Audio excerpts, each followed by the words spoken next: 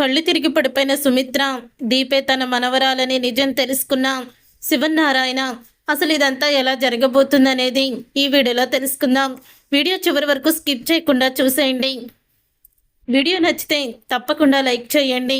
సుమిత్ర అయితే పోటీలో ఎలాగైనా గెలవాలి, గెలిచి ఆ దక్షిణామూర్తికి బుద్ధి చెప్పాలి అని ఆలోచిస్తూ ఉంటుంది. అటు ఇటు తిరుగుతూ అప్పుడు ఇంకా అక్కడికి వస్తాడు శివనారాయణ. ఏమ్మా సుమిత్ర, ఇంకా పడుకోలేదా అని అడుగుతూ ఉంటే, లేదు మావయ్య గారు అని అంటూ ఉంటుంది సుమిత్ర. అప్పుడే ఇక అంటూ ఉంటాడు శివనారాయణ, ఎక్కువగా ఆలోచించకమ్మా, మనమే గెలుస్తాము, నువ్వెందుకు భయపడుతున్నావు అని అడుగుతాడు. లేదు మావయ్య గారు, భయం కాదు, వాళ్ళు మనం నిజాయితీగా గెలవాలని ఒకే దారిలో ఒకే ప్లాన్ చేసుకొని వెళ్తాము, కానీ అడ్డదారిలో గెలవాలని వాళ్ళు అనుకుంటే ఏదైనా మన కుటుంబానికి వాళ్ళు కీడు చేయాలని చూస్తే అని అంటూ ఉంటుంది సుమిత్ర. ఎందుకమ్మా అంత దూరం ఆలోచిస్తావో, అయినా ఆ మాలిని దక్షిణామూర్తి ఏం చేస్తారు, వాళ్ళేమీ చేయలేరు అని అంటూ ఉంటాడు శివనారాయణ. లేదు మావయ్య గారు, గెలవాలన్న పగతో వాళ్ళు ఏదైనా చెయ్యొచ్చు, మనల్ని ఓడించడానికి వాళ్ళు ఎంత దూరమైనా ఆలోచించవచ్చు. ఇప్పటి వరకు శివనారాయణ దేంట్లో కూడా ఓడిపోయింది లేదో, ఇప్పుడు కూడా గట్టి పోటీగానే నిలిచారు, అందుకని వాళ్ళు ఖచ్చితంగా ఏదోటి చేస్తారు మావయ్య, నాకు అదే టెన్షన్గా ఉంది అని చెప్తూ ఉంటుంది సుమిత్ర. ఎందుకమ్మా టెన్షన్ పడుతున్నావు, నువ్వు అలా టెన్షన్ పడుకో, అసలు ఇప్పుడే ఆరోగ్యం కోలుకుంటుంది, ఈ టైంలో నువ్వు ఎక్కువగా టెన్షన్ పెట్టుకోవడం మాత్రం అస్సలు కూడా చేయకూడదు అని చెప్తూ ఉంటాడు శివనారాయణ. ఇంతలో జ్యోత్స్న అయితే వస్తుంది.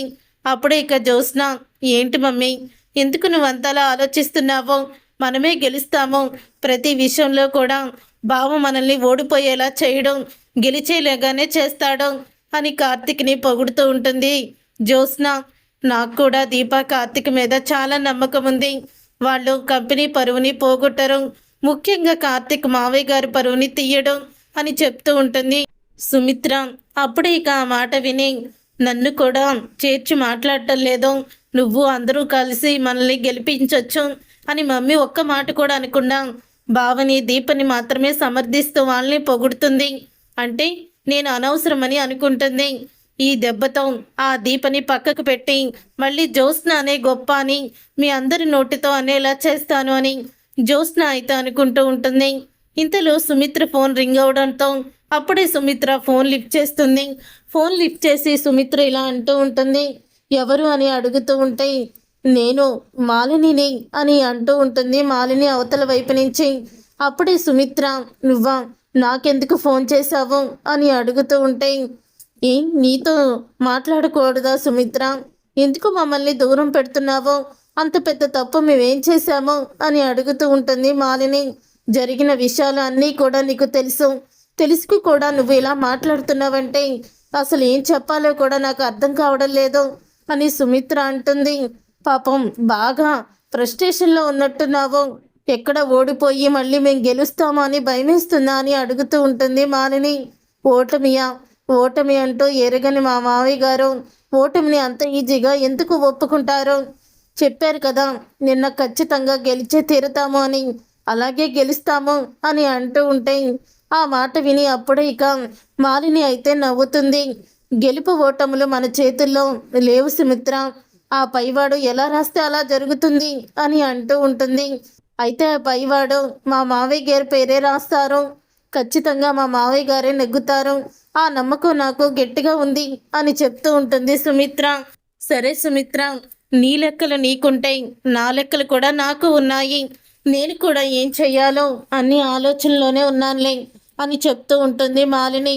ఈ పోటీలో గెలిచేది నిజాయితీగా నీతిగా గెలవాలి, అడ్డదారులు తొక్కి అడ్డదారిలో గెలవాలని చూస్తే దానికి గెలుపని పేరు పెట్టాల్సిన అవసరం లేదు.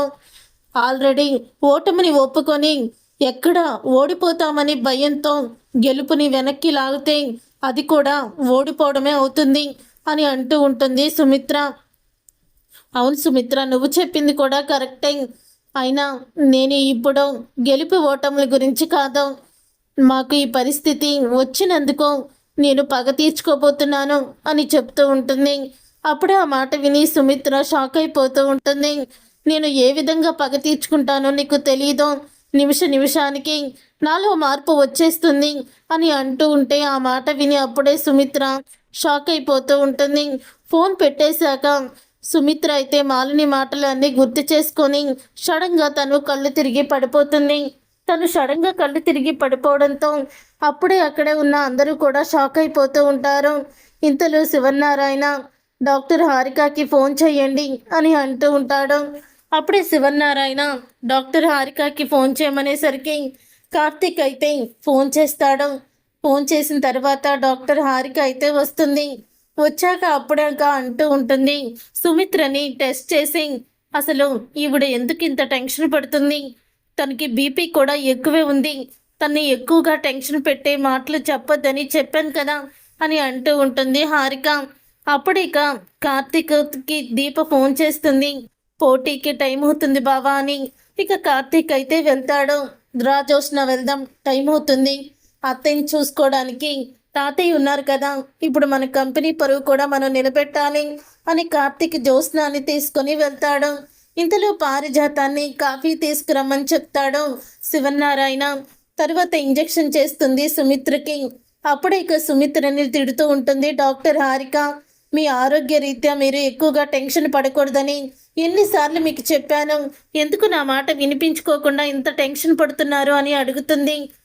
అప్పుడే ఇక టెన్షన్ తన పుట్టింటి వాళ్ళ వల్లే, తన తండ్రి తన వదిన తనని మనశ్శాంతిగా ఉండనివ్వరు డాక్టర్ అని అంటూ ఉంటాడు శివనారాయణ. ఏం మాట్లాడుతున్నారు శివనారాయణ గారు అని అంటూ ఉంటుంది హారిక. అప్పుడు ఇక సరే ముందు మీరు బయటికి పదండి చెప్తాను అని అంటూ ఉంటాడు. అప్పుడే ఇంకా సుమిత్ర అయితే తనకి ఇంజెక్షన్ ఇవ్వడంతో నిద్ర వచ్చి పడుకుంటుంది. అప్పుడే శివనారాయణ దగ్గరికి హారిక వచ్చి, మరి ఆ రోజు సుమిత్ర గారికి బోనిమార ఇవ్వడానికి తన పుట్టింటి వాళ్ళు ఎవరూ లేరని చెప్పారు, ఇప్పుడేమో తండ్రి వదిన అందరూ ఉన్నారంటున్నారు, అసలు ఎందుకు ఆ రోజు అలా చేశారు మీరు అని అడుగుతూ ఉంటే, వాళ్ళకి మాకు ఎటువంటి సంబంధం లేదు డాక్టర్, అందుకని ఎప్పుడూ కూడా నేను వాళ్ళ గురించి చెప్పలేదు, వాళ్ళు మా దృష్టిలో చచ్చిపోయిన వాళ్ళ లెక్క అని అంటూ ఉంటాడు శివనారాయణ. ఏం మాట్లాడుతున్నారు, ఏదో దేవుడి దయ వల్ల దీప కడుపులో బిడ్డ క్షేమంగా ఉంది కాబట్టి సరిపోయింది, అదే దీప కడుపులో ఉన్న బిడ్డ బోనిమారో ఇచ్చినందుకు చనిపోతే జీవితాంతం తను గొడ్రాలుగా బ్రతకాల్సి వచ్చేది, కార్తీక్కి పిల్లలు లేకుండానే తను ఉండాల్సి వచ్చేది అని అంటూ ఉంటుంది.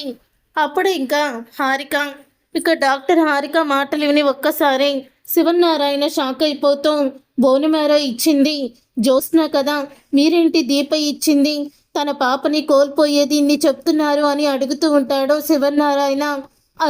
అది ఏమీ లేదు అని తడబడి పడుతూ ఉంటుంది డాక్టర్ హారిక.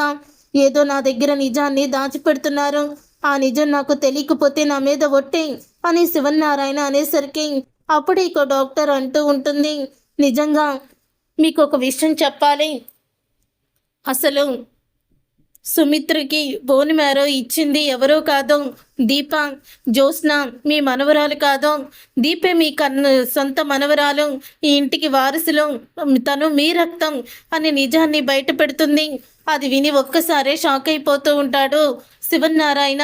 ఏం మాట్లాడుతున్నారు మీరు అని అనగానే, అవును ఆ రోజు తనకి మళ్ళీ కడుపులో బిడ్డ చనిపోతే మళ్ళీ పిల్లలు పుట్టే అవకాశమే లేదని నేను చెప్పాను దీపతో, కానీ దీప నాకు మా అమ్మ కన్నా ఎక్కువ కాదు అని తను బోనిమారో ఇచ్చింది.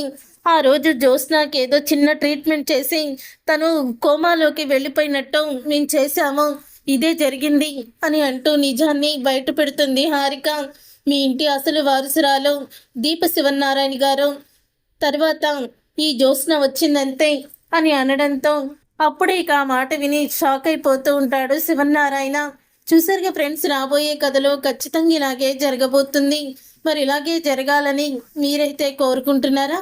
అయితే వీడియోని తప్పకుండా లైక్ చేసి ఛానల్ని సబ్స్క్రైబ్ చేసుకొని పక్కనే ఉన్న గంట సింబల్పై ఆలని క్లిక్ చేయండి.